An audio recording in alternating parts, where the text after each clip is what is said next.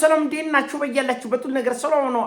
አሽን እንዲያላችሁ እሞኝላችኋለሁ። ቢስቲስ ጎንዱሎ ወዳች ላይክ እና ሼር እያደረጋችሁ ሐሳቦቻችሁ ለብዙዎች አቆፍሉ። ለዚህ ከልብ አመሰግናችኋለሁ። ሐሳቡ ሲሞቻችሁ እንደሎ ወዳች 3000 ላይክ እንድትጎጭኝ ቦቶቱና አጓብዛችኋለሁ። ዛሬ ሚዛናችን ይዘላችሁ መጣ ነው ሱፐር ዜና። የእስራኤል ጠቅላይ ሚኒስትር ቤንጃሚን ኔታንያሁ ከመሸ ኢራን ከዚህ በኋላ እኛን አጠቃለው ብትል ከዚህ በፊት ነካክተን እንደተውናት ነካክተን አንተዋትም ብሏል።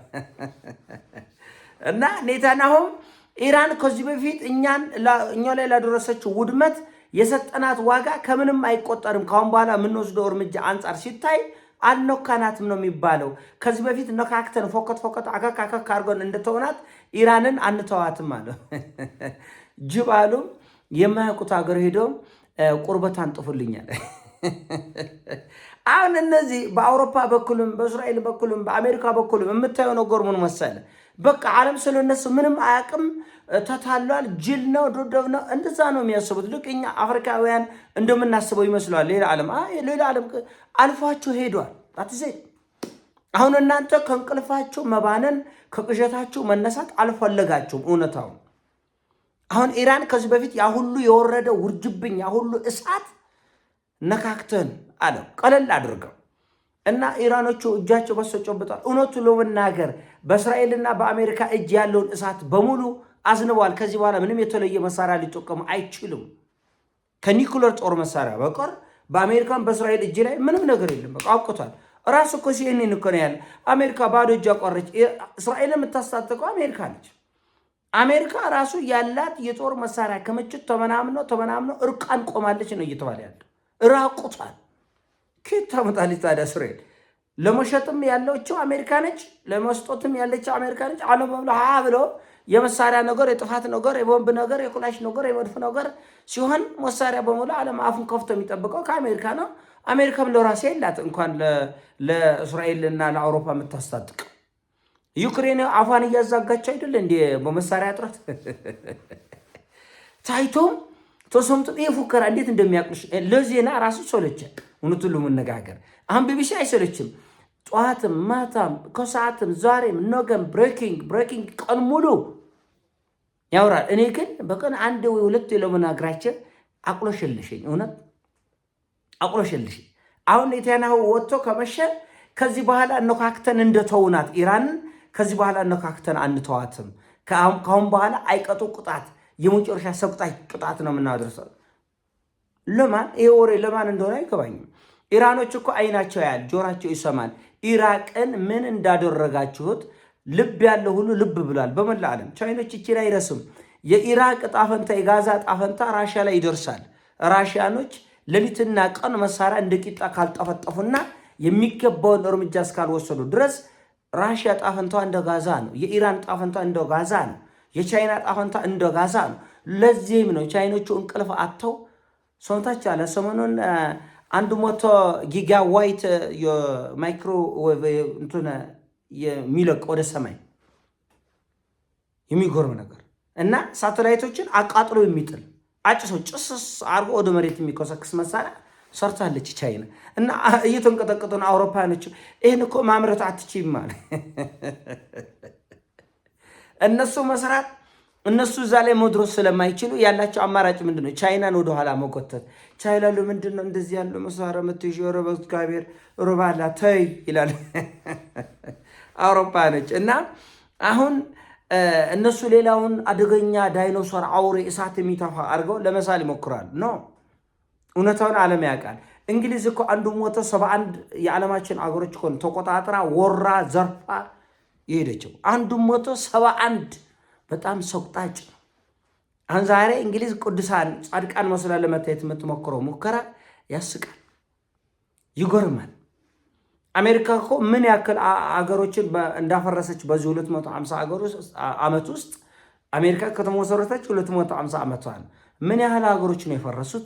ምን ያህል ሰዎች ነው የሞቱት? ምን ያህል ንብረት ነው የወደመው? ግን አውሬ አድርጎ ለመሳል የሚሞክሩት ኢራንን ነው። አውሬ አድርጎ ለመሳል የሚሞክሩት ራሽያ ነው። ለምሳሌ እኛ ፓርቲኩላርሊ አፍሪካውያን በተመለከቱ ለምሳሌ ራሽያ ከአፍሪካ ምድር ላይ አንድ ማንኪያ ውሃ አልወሰደችም። አንድ ማንኪያ ውሃ። ፈረንሳይ ግን 22 የአፍሪካ ሀገሮችን ቀጥቅጣ ቆጥቁጣ ዶፍጦ ታጭቶፍልቅ ቋንቋቸው ጠፍቶ ባህላቸው ጠፍቶ ማንነታቸው ጠፍቶ አውራ አድርገው ለምሳሌ መኩርት እና አሁን ልክ ኢራን የዓለም ስጋት አድርገው ነው። ኢራን የዓለም ስጋት አይደለችም።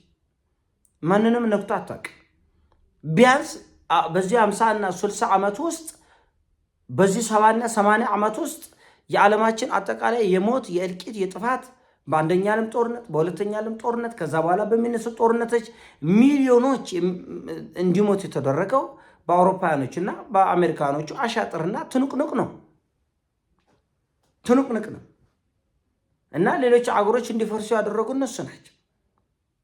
እና ይህን ሁሉ የሰሩትን ከሰሩ በኋላ ሌላውን አውሬ አድርጎ ለመሳል ሌላው መጥፋት መደምሰስ እንዳለበት አድርጎ ለመሳል የሚሄዱበት ርቀት አሳማኝ አይደለም። ዓለም እንኳን እንቅልፉ ነቅቷል።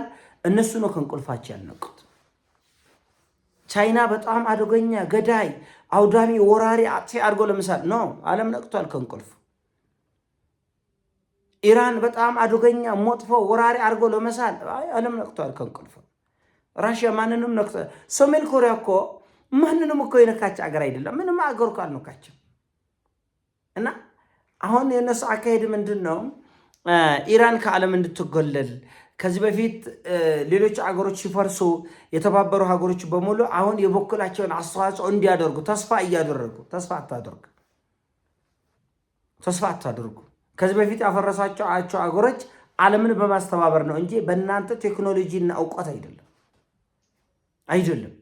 አንድም ህዝቡ ከርሳም ህዝብ ሲኖር እርስ በርስ ልክ እንደ ቬንዙዌላ ህዝብ ኮርሳም ስለሆነ አገሩን አሳልፎ ሸጠ። ምን ችግር ለዛሬ የሚበላ ነገር ካለ ችግር የለም። አንዳንድ ህዝብ እንደዛ ነው ምኞቱ። ከለት ከርሱ ማለፍ የማይችል ሆዳም ወንድሙን ሽጦ በባንዳነት በወንድሙ ደም ላይ በወንድሙ አጥንት ላይ ፍትፍት መብላት የሚፈልግ አውሬ ህዝብ አለ። ስለዚህ ለእንደዚህ አይነት ህዝብ አንተ መጀመሪያ ተከፋፍለ ተነጣጥለ ከጠበከው ይጨምርልሃል። እሱ ደግሞ ይጨምርልሃል። ስለዚህ አሁን በእስራኤልና በአሜሪካ በኩል ሌሎች በዚህ ጉዳይ ገብተው ያድኑናል የሚል ጉጉት አለ። ማንም አያድንም። ካዳነ ይግቡ። እንደዛ ከሆነ ለምን ብቻ ለብቻ አልገጠማቸው? ለምን አልገጠማቸው? አይገጥሙም። ብቻ ለብቻ አይገጥሙም። በህብረት ነው። ከዚህ በፊት 30 የአውሮፓ ሀገር ከአሜሪካ ጋር ተባብረው ከእስራኤል ጋር ተባብረው ከነዚህ አሾርጓጅ በጃፓን ደቡብ ኮሪያ ናቸው። ሌሎች አሾርጓጆች አሉ። በኤዥያ የተወሰነ አለቁላቂዎች አሉ። ከነሱ ጋር ተባብረው ነው ሌሎችን ሀገሮች ያፈረሱት። እንደዛም ሆነው ግን ሀገሮችን መቆጣጠር አልቻሉም። ሊቢያን ማንም ገብተው ሊያስተዳድር አልቻለም። አፍርሰው ነው የጠፉት። አፍጋኒስታን ተቆጣጥረው መኖር አልቻሉም። ፈርጥጠው ነው የወጡት። ኢራቅን ፈርጥጠው ነው የወጡት። እና ለማፍረስ ነው እንጂ ለመቆጣጠርም አልተቻለም። የሁሉ አገር አብሮ ተባብሮ ተደራጅቶ እንኳን ለማፍረስ ነው ያላቸው አቅም እንጂ ለመቆጣጠር አልተቻለም። በእጅ አዙር የሚሆን በቀጥታ የሚሆን እነሱ የሚቆጣጠሩት ሀገር የለም። ያፈርሳሉ። አንተ እርሱ በርስ ስትባላ ልክ እንደ ጭልፊት እንደ አሞራ እኮ ሌላ በጎደለው ላይ ነው አንስቶ የሚሮጥ። አንበሳ የጎደለው ላይ አሞራ መጥቶ ይለቃቅማል። ቁራ መጥቶ ይለቃቅማል እንጂ እንደ አንበሳ አንገት ለአንገት ተናንቆ በቀንድ እየተመታ እየወደቀ እየተነሳ አይደለም አሞራ የሚበላው። አሞራ ሰው በጎደለው ነው የሚረባረበው። ስለዚህ አገሮች ይፈርሳሉ። አገሮች ከፈረሱ በኋላ እነሱ ደግሞ መጥተው ይሻኮቱበታል ማለት ያው ነው።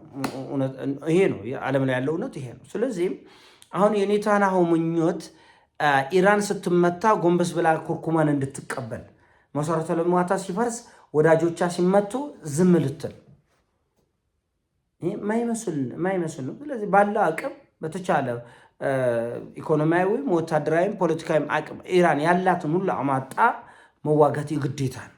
ያለበዛ ደግሞ ተንበርክኮ እግር መላስ እንዳልኩ ሀብታምን ብትሆን አይለቅም።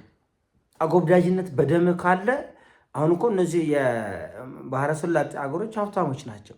ግን አንዳንድ የእግር መላስ ማጎብደድ በደም ውስጥ ይሰራጭና የምታጎበድድበት ምንም ምክንያት ሳይኖር ታጎበድዳለህ። ምንም ምክንያት እና ለሆኑ ባለስልጣኖች፣ ለሆኑ ዝነኞች፣ ለሆኑ ፖለቲከኞች በቃ ውስጥ ደም ውስጥ ይገባና ታጎበድዳል። እና ባህረ ሰላጤ ላይ የሚታዩ ነገር ይሄ ነው። የሆነ ሆኖ እንግዲህ የኔታንያሁ ዛቻ ከኢራኖች በኩል ምን አይነት ምላሽ እንደሚሰጠው አብሮ የምናየው ነው። ይሄን ሀሳብ ነው። ሲሞቻች ላይ ቃርግ ሼር አድርጎ ፒስ